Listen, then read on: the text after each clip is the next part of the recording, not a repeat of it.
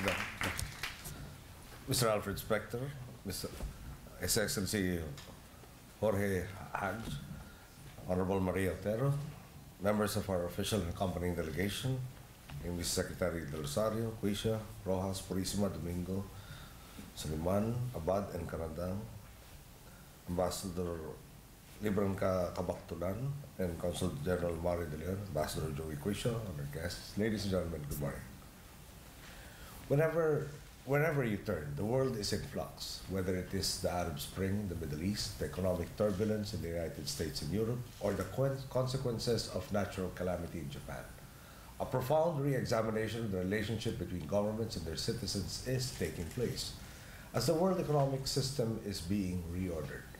At the heart of this re-examination is a fundamental reality governments throughout history have ignored at their peril. Governments exist at the sufferance of their people. Where there is no openness on the part of government, there can be no unity of purpose and action between the people and their leaders. Where government is open with its people, there you will find national solidarity of purpose and of action. In the past, before the advent of modern communications technologies, governments could lull themselves into thinking that even if they lacked popular consent, they had the luxury of time to play deaf and dumb to their people's needs. What took 14 long years from 1972, when Filipinos had their democracy replaced with dictatorship, to 1986, when my countrymen restored our democracy, can today happen much quicker. We have seen the manner in which social media can expose corruption and other abuses and arouse public opinion to mobilize and reclaim their government.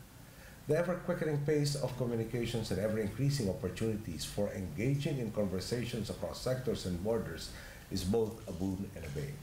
Anyone with access to an internet connection can reach millions of people and dispense pearls of wisdom, or perversely, misinform and mislead in pursuit of a selfish agenda. Government must open itself to those pearls of wisdom wherever and whenever they may originate. But then, what of those who prefer untruths, half-truths, or outright lies to create rather than solve problems? The answer for all of us called to public service lies in recognizing that engaging our fellow citizens in dialogue positively reinforces a culture of openness. This in turn banishes the opacity that breeds both a temptation among those in power to engage in crimes and popular mistrust of government. A continuing conversation between government and its citizens builds a positive, powerful connection between individual leaders and citizens, fostering the reintegration of government with society as a whole. In other words, openness inspires trust, which is the foundation of a genuine partnership. This sense of partnership makes us better equipped to navigate the turbulent waters in our age of flux. Allow me to cite a few brief examples of how this can be done. We have empowered the citizenry to report cases of corruption in a website known in Filipino as Pera ng Bayan, or the People's Money, which has led to 127 cases filed since the site was launched on November 17, 2010. We also have our official gazette going online as a government portal. On the principle that legislation and other regulations must be freely accessible to all, it is working to make over a century's worth of legislation and executive issuances freely available to the public. Our budget department has put data on budgetary releases online, while bids for government contracts are posted online for all to see. Citizens now get traffic updates and obtain weather updates and storm signal warnings on Twitter, obtaining information online or in their cell phones. In fact, the cell phone helps cut red tape and bring government closer to the people. Take the example of a province of ours called Eastern Samar, where the poor conditions of a 579 lineal meter section of the Wright-Taft-Gian Road was reported to our Department of Public Works and Highways via an SMS, allowing this department to take quick action and immediately undertake construction and repair work.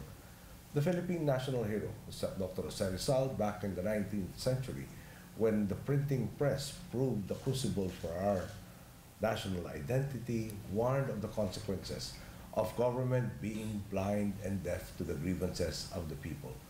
Demoralization, I quote, And he wrote, cannot be corrected by sealing the lips of accusers, but by the government inquiring into the cause, persecuting the crime, and letting fall who may fall.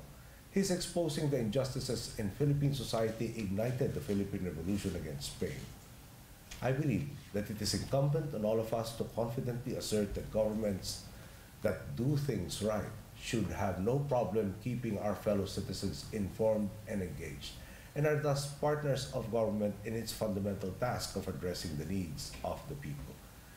The result is an empowered citizenry, which is the essential aspiration at the heart of the digital revolution sweeping the globe, where technology liberates the individual and renews a sense of solidarity between the public and private sectors. As a member of the OGP Steering Committee, we are therefore not only excited but derive strength from working together to achieve our shared aspirations.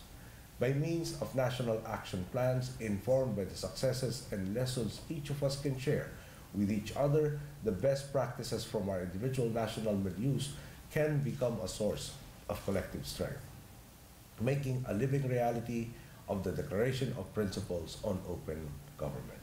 Thank you and good day.